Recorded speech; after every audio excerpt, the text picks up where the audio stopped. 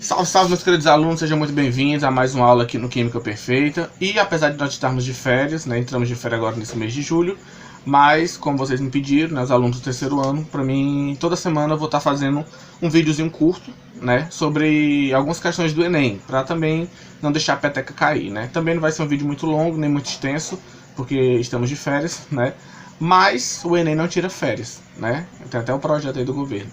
Então vamos lá. Meus queridos, eu escolhi aqui 3 questões do Enem 2017 para nós resolvermos, tá bom? E eu sugiro que você, quando começar a questão, você dê pausa no vídeo, tente fazer a questão sozinho, faça o gabarito e depois você aperte o play para ver a resolução. Porque se for só para você assistir, eu resolvendo sem tentar fazer, você não vai render muito, tá bom? Então tente fazer, tá ok? Então vamos lá, vamos seguir. Química no Enem, questões do Enem 2017. Escolhi 3 questõezinhas. Então aqui nós temos a primeira questão sobre funções orgânicas, que é um assunto que eu já falei para vocês que não pode deixar de estudar. É um assunto que geralmente as questões que caem são questões simples, basta identificar a função e você não pode perder uma questão dessa, tá? Então vamos lá, vou começar aqui a ler o comando da questão, né? Muitas das vezes o texto, ele às vezes não tem muito a ver com a questão. Às vezes você vai ler o comando da questão e nem precisava ler o texto. Então vou direto para a pergunta. Na estrutura da curcumina, identificam-se os grupos característicos das funções. Ó, nem precisou ler o texto, ele só quer as funções orgânicas presentes na molécula da curcumina. Então vamos aos itens, ó. Gente, olha só.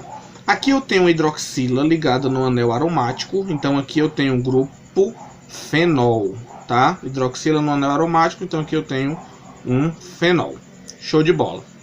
E aqui, ó, eu tenho um oxigênio entre 2 carbonos. Tem um carbono aqui, ó, e tem um carbono aqui. Então aqui eu tenho um éter. O oxigênio entre 2 carbonos é um éter. Só um cuidado, tá, gente? Aqui você tá vendo, ó, que o CH3 ele tá juntinho com o oxigênio. A fórmula tá condensada. Então às vezes você pode até pensar que é outra função, mas não é. É o oxigênio entre 2 carbonos, tá bom? Então aqui eu tenho um éter e fenol. Gabarito, letra B. Uma questão muito tranquila. Éter e fenol. Bem aqui, gente, onde eu estou apontando, eu tenho um hidroxila, mas esse carbono aqui ele é um carbono insaturado. Então aqui não é um álcool, isso aqui é um enol, tá bom? Nós vimos isso lá na aula de isomeria, no caso da tautomeria. Aqui eu tenho um enol, tá bom? Então são as funções que eu tenho aqui, e aqui uma carbonila entre 2 carbonos eu tenho uma acetona. Mais o gabarito, letra B, éter e fenol. Então vi uma questão rápida, simples, que você não pode deixar de fazer, porque são questões muito fáceis. Então a gente não pode perder as questões fáceis, tá bom? Então vamos lá, funções orgânicas, essa foi a questão 78 do Enem de 2017, tá bom? Do caderno azul, se não me engano. E aqui a questão de número 56 foi uma questão sobre cinética, que foi um assunto que nós vimos lá no segundo ano, né, sobre os fatores que alteram a velocidade da reação. Então vamos lá aqui para a pergunta. Com base no texto, quais são os fatores que influenciam a rapidez das transformações químicas relacionados aos exemplos 1, 2 e 3? Aqui nesse caso a gente vai precisar ler o texto, mas você já vai ler sabendo o que a pergunta quer. Ele quer saber quais são os fatores em cada tópico desse. Então vamos lá. Ó. Primeiro, a maioria dos produtos alimentícios se conserva por muito mais tempo quando submetidos à refrigeração. Esse procedimento diminui a rapidez das reações que contribui para a degradação de certos alimentos. Gente, quando o alimento vai para a geladeira, ele dura mais tempo porque a temperatura está mais baixa. Então, obviamente, aqui que o primeiro fator, muito simples, é a temperatura. A gente sabe que quanto maior a temperatura, na maioria dos casos, maior a velocidade da reação. Então, quando você bota o alimento na geladeira, não é que a reação para de acontecer, a reação de degradação do alimento, ela continua, só que em velocidade mais baixa. Então, ele se conserva por mais tempo, tá bom? Então, o primeiro fator aqui, temperatura. Então, ó, item B já está fora porque ele quer respectivamente. Então o item B está fora, item D também. Segundo, esse aqui é o primeiro, ok. Segundo, um procedimento muito comum utilizado em práticas de culinária é o corte dos alimentos para acelerar o seu cozimento, caso não se tenha uma panela de pressão. Gente, quando você pega o alimento e você corta ele, é o mesmo exemplo do sonrisal. Se você pegar o sonrisal e quebrar ele em pedaços, ele vai dissolver muito mais rápido. Por quê? Superfície de contato. Lembram disso? Superfície de contato não é o tamanho. A superfície de contato é a área disponível para a reação. É só você pensar assim, ó. Se eu tenho aqui um sonrisal inteiro, então você vai ter a reação acontecendo nessa superfície aqui, ó. Nessa e nessa. Se eu quebro o sonrisal em pedacinhos menores, ó. Quebrei o sonrisal em vários pedacinhos. Então aí eu vou ter, ó, a reação podendo acontecer nessa superfície, a reação acontecendo aqui, aqui, aqui. Então eu vou ter mais eu vou ter uma superfície, uma região muito maior para a reação acontecer. Então, quanto mais você corta o sonrisal, ou no caso o alimento, os pedacinhos menores, quanto menores são os pedacinhos, maior vai ser a superfície para a reação acontecer, tá bom? A mesma coisa acontece, por exemplo, em festa junina, quando você vai fazer fogueira. Geralmente você não usa o tronco grande, você vai colocando, você quebra os troncos, né, para colocar ali os gravetinhos, vários gravetinhos menores, que aí vão ter uma superfície de contato muito maior, tá bom? Então, superfície de contato. Então a gente elimina aqui, ó, a letra E, aí fica temperatura, superfície de contato e a última, na preparação de iogurtes, adicione-se ao leite bactérias produtoras de enzimas, que aceleram as reações envolvendo açúcares e proteínas lácteas. Gente, você já sabe que enzima, qual é a função de uma enzima? Enzimas são proteínas específicas, né, que têm a capacidade de acelerar as reações, ou seja, são os nossos catalisadores biológicos. Então a função das enzimas é catalisar, é acelerar a reação. Então nesse caso aqui nós temos, ó, temperatura, superfície de contato e catalisadores, gabarito letra C, tá bom? Lembrando que o outro fator que interfere a velocidade da reação é a quantidade. Quanto maior a concentração dos reagentes, maior vai ser a velocidade da reação também, tá? Não vou entrar em muitos detalhes porque eu não vou dar aula sobre esse tema, estou só fazendo alguns comentários sobre a questão. Mas, gente, uma questão muito tranquila, uma questão muito fácil, bem teórica sobre os fatores que influenciam a reação. Temperatura, superfície de contato, quanto maior a superfície de contato, maior a velocidade, concentração e o uso de catalisadores, tá bom? Show? Então vamos lá para a última questãozinha.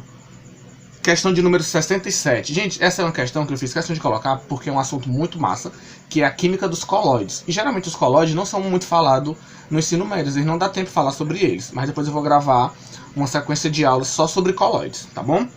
Antes disso, deixa eu só dar algumas informações rápidas sobre o colóide para vocês. Sistemas coloidais são sistemas que você tem partículas de tamanho de 1 a 100 nanômetros. Vamos pensar assim, ó, se eu tenho água e sal dissolvido, eu tenho uma solução, que é um sistema homogêneo, né? A água é o solvente e o sal é o soluto. Você não consegue ver o sal, porque ele está totalmente dissolvido. Se eu tenho água e areia, aí eu já tenho uma suspensão, que é um sistema heterogêneo, tá bom? Entre a solução e a suspensão, eu tenho os colóides. Então os colóides, eles são misturas heterogêneas, só que a olho nu, a gente pensa que eles são homogêneos, mas quando a gente vê no microscópio, eles são heterogêneos. Por exemplo, o leite, tá bom? Então o colóide ele fica aí entre uma solução e entre uma suspensão, tá certo? Outra característica interessante dos colóides, você pode separar uma suspensão, né, uma água e areia, utilizando uma filtração. Mas você não pode utilizar uma filtração para separar água e sal, porque uma solução as partículas são muito pequenas. Já um colóide, se você usar um filtro comum, também não dá certo, porque as partículas não são tão pequenas. Mas elas também não são tão grandes, então você usando uma ultrafiltração, você consegue separar. E o termo colóide ele vem de cola, tá bom? Então vamos lá, gente. Ao passar por um meio contendo partículas dispersas, um feixe de luz sofre o efeito Tyndall devido. Nesse caso aqui eu vou ler o texto com vocês também, que ele pode ajudar um pouco, ó. O efeito Tyndall é um efeito óptico de turbidez provocado pelas partículas de uma dispersão coloidal. Foi observado pela primeira vez por Michael Faraday, das leis de Faraday, que a gente vai estudar isso, a gente estuda isso na eletroquímica, e posteriormente investigado pelo físico inglês John Tyndall. Este efeito é o que torna possível, por exemplo, observar as partículas de poeira suspensas no ar, por meio de uma resta de luz.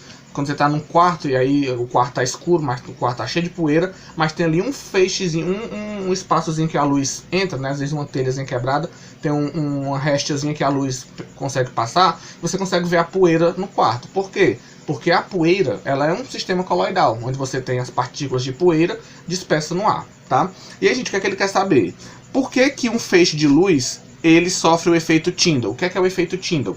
Antes de eu responder com vocês, vou mostrar aqui essa figura. Olha só. Você tá vendo aqui, ó, que nesse primeiro recipiente aqui, gente, ó. Nesse recipiente 1 aqui, você tem, por exemplo, água e sal. Água e sal não é um sistema coloidal, é uma solução. Já nesse outro aqui, ó, você consegue ver que a luz, ó, você consegue ver a luz passando por ele. Aqui você não consegue, mas nesse você consegue ver. Por quê? Porque esse 2 aqui é um sistema coloidal. Por exemplo, leite diluído em água. O leite diluído em água forma um colóide. Tá? E o que é o efeito Tyndall? Como as partículas do colóide elas não são tão pequenas, mas também não são tão grandes, elas conseguem fazer com que a luz se espalhe. Então, quando a luz bate no sistema coloidal, né, quando ela atravessa o sistema coloidal, as partículas que estão ali, mesmo que você não consiga ver a olho nu, mas como são partículas já um pouco maiores, elas conseguem espalhar esse feixe de luz. E aí você consegue observar. Ó. Você pode até ver aqui no ar. Ó.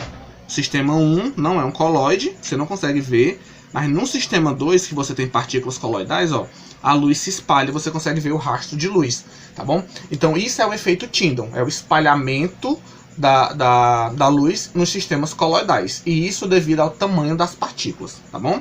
Então aí o gabarito seria: o efeito Tyndall acontece por absorção do feixe de luz pelo meio, o feixe não é absorvido. Interferência do feixe não é o caso. Transmissão do feixe de luz não é por isso que você consegue observar o efeito Tyndall. O efeito Tyndall, gente, é devido à letra E, ó, ao espalhamento do feixe de luz devido às partículas presentes. A mesma coisa da poeira, né? A poeira é um sistema coloidal. As partículas de poeira, quando a luz do sol bate, ela espalha, por isso que você consegue observar, tá bom? Então, outra coisa, o efeito Tyndall, ele só acontece em sistemas coloidais. Então, quando você ouvir falar em efeito Tyndall, lembre dos coloides, que são sistemas que têm partículas entre 1 a 100 nanômetros, que fica entre uma solução e entre uma suspensão, né? Ela é uma mistura heterogênea, só que você só consegue diferenciar isso ao microscópio, tá bom? Então, gente, meus queridos, espero que vocês tenham gostado, vocês tenham entendido, tá bom? Coloides é um tema muito bacana, tem muita aplicação, então eu vou fazer uma aula extra depois só sobre coloides, tá bom? Mas por hoje é só, foram 3 questõezinhas, espero que vocês tenham gostado e até a próxima.